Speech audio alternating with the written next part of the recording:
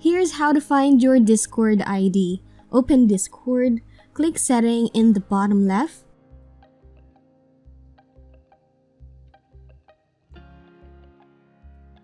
Scroll and look for Advanced. Click it.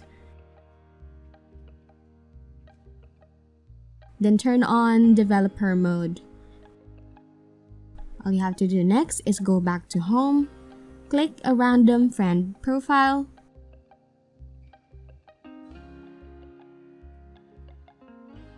then click the three dots and select Copy ID.